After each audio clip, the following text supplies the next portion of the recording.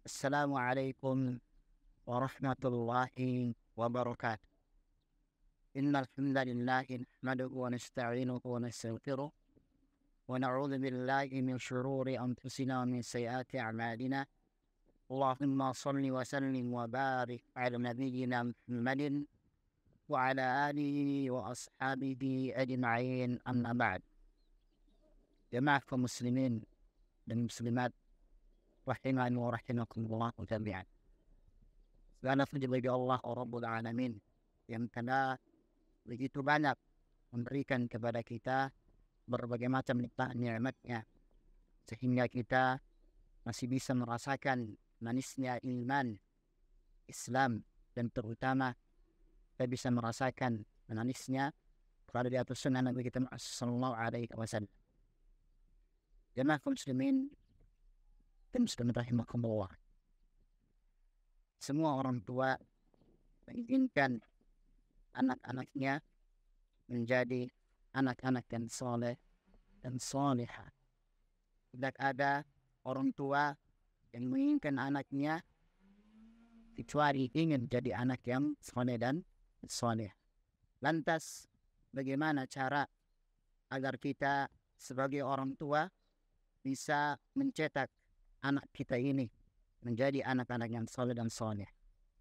Yang pertama, hendaknya seorang pemuda jika ingin menjadikan anaknya kelak anak yang soleh dan solehah, maka dia memilih wanita yang solehah sebagai istrinya.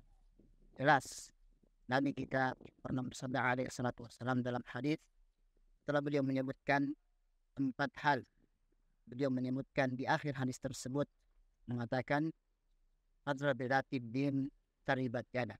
Adhar bidatid din taribat yada. Maksudnya apa? Inilah seorang wanita yang baik agamanya, ya akhlaknya itu baik, maka engkau akan bahagia. Kenapa?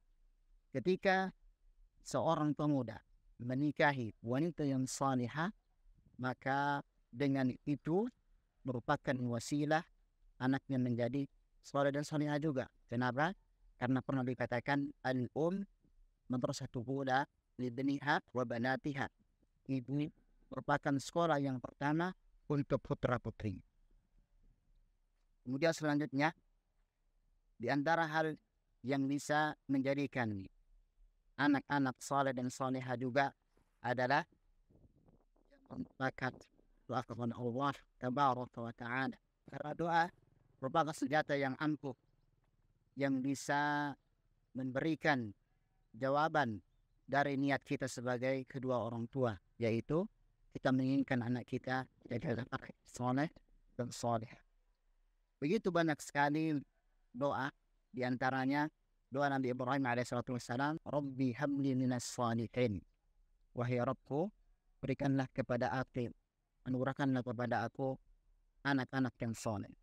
Dan juga doa Nabi Zakaria alaihissalatu wassalam, dia mengatakan, Rabbi habli min ladunka dzurriyyatan thayyibah innaka sami'ud du'a. Wahai Rabbku, berikanlah kepada aku keturunan yang baik, keturunan yang saleh.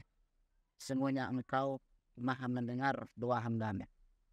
Ini menunjukkan jamaah kaum muslimin dan muslimat, para orang tua hendaknya tidak luput atau tidak lupa untuk berdoa kepada Allah Rabbul Alamin. Karena doa adalah senjata yang ampuh yang harus ada pada diri seorang hamba. Kemudian selanjutnya, yang ketiga, agar anak kita itu menjadi anak-anak yang salehah, hendaknya orang tua menjadi orang tua yang saleh dan juga salihah. Introspeksi diri, ya, muhasabatun nafs, lihat diri dulu. Maksudnya apa? Kita sebagai bapak, kita sebagai ibu menginginkan anak kita saleh dan salihah, maka hendaknya kita juga menjadi orang tua yang saleh dan salihah. Makanya Sa'id ibn al-Musayyib, ya, Sa'id ibn Musayyib Allah Ta'ala pernah berkata kepada anak, la'azidanna fi salati li ajlik atau min ajlik. Sungguh wahai anakku tercinta, aku terus menambah salatku tujuannya untuk kamu. Maksudnya apa? agar kamu menjadi anak yang soleh. Ini menunjukkan kesalehan ayah itu soleha. Ibu itu pasti akan bisa menjadikan anaknya juga soleh dan soleh.